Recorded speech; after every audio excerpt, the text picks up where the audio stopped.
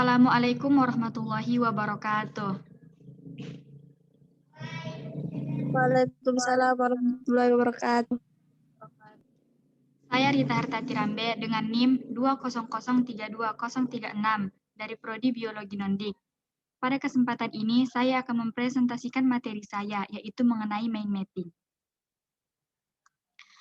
Mind mapping adalah metode dalam pencatatan dengan teknik yang menyerupai bagaimana otak kita bekerja.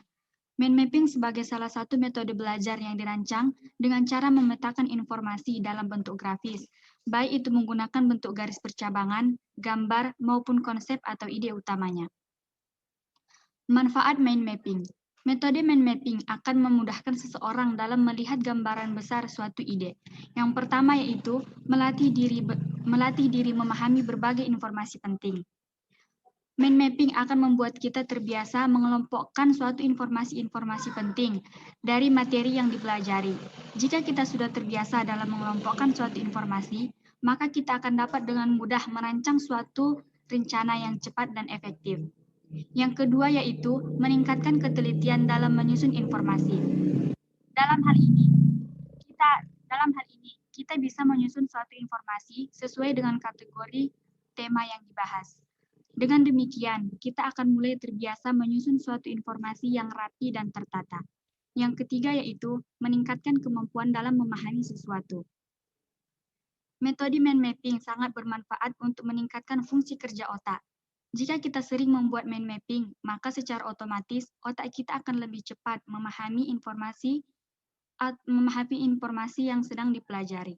Yang keempat yaitu meningkatkan kreativitas dan produktivitas. Dalam membuat suatu mind mapping, kita harus membuat bentuk grafis yaitu seperti gambar, kata kunci, frasa lainnya. Yang secara tidak langsung kita telah mengasah kreativitas otak kita.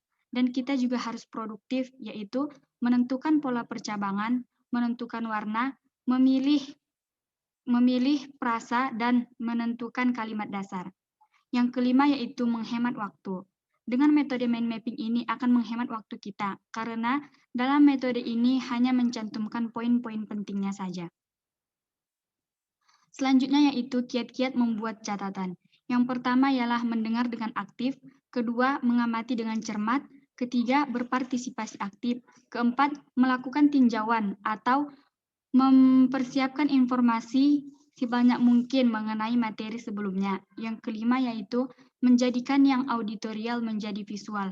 Maksudnya menambahkan asosiasi visual dalam catatan, seperti simbol-simbol visual, garis anak panah, dan lain-lain. Yang keenam yaitu menggunakan kertas lepas.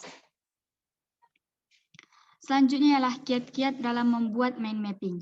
Pertama, menuliskan ide atau gagasan utama di tengah kertas, kemudian buatlah sebuah cabang yang keluar dari pusat gagasan tadi untuk setiap poin subgagasan utama.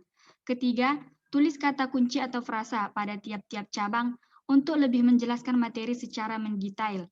Yang keempat, tambahkan simbol-simbol dan ilustrasi agar otak kita dapat lebih mudah untuk mengingat. Kelima, tulis dan ketik dengan huruf kapital yang rapi. Keenam, gagasan-gagasan yang dinilai penting ditulis dengan huruf-huruf yang lebih besar. Ketujuh, gunakan simbol-simbol, gambar, dan warna yang sesuai. Yang kedelapan, menggarisbawahi setiap kata dan gambar. Kesembilan, kreatif dalam menggunakan simbol, kata, dan gambar. 10. Menggunakan kertas yang horizontal untuk mendapatkan ruang mencatat yang lebih luas. Berikut adalah contoh mind mapping. Selanjutnya, jenis-jenis mind mapping. Mind mapping memiliki 3 jenis. Yang pertama ialah mind map silabus, yang sering juga disebut dengan pemetaan makro. Yang kedua yaitu mind map bab, yang merupakan mind map yang keberadaannya dibuat berdasarkan rangkaian bab yang sudah dipelajari sebelumnya. Yang ketiga ialah mind map paragraf, yaitu mind map yang memberikan informasi dengan cara yang lebih lengkap dan mendetail. Baiklah, kepada saudari-saudari yang ingin bertanya dipersilahkan.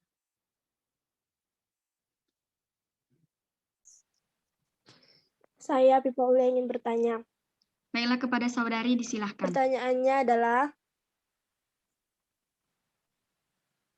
Pertanyaannya adalah, apa yang membuat mind map begitu hebat sehingga dapat dipakai dengan mudah meringkas dan merumuskan mata pelajaran sekolah atau mata kuliah? Terima kasih.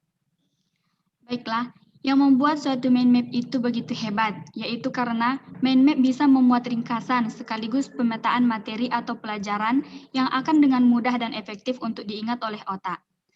Mind map layaknya sebuah katalog bagi otak yang mampu untuk membantu kita dalam proses belajar, yaitu dalam proses memasukkan, menyimpan, dan mengeluarkan kembali informasi yang telah diterima oleh otak.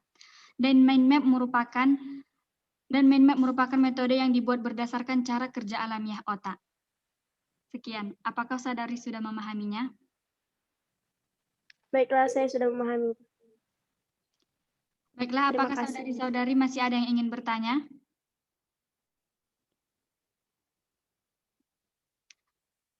Karena saudari-saudari tidak ada yang ingin bertanya, maka presentasi ini akan saya tutup. Sekian, terima kasih. Wal akhirah, assalamualaikum warahmatullahi wabarakatuh. Waalaikumsalam. Waalaikumsalam warahmatullahi wabarakatuh.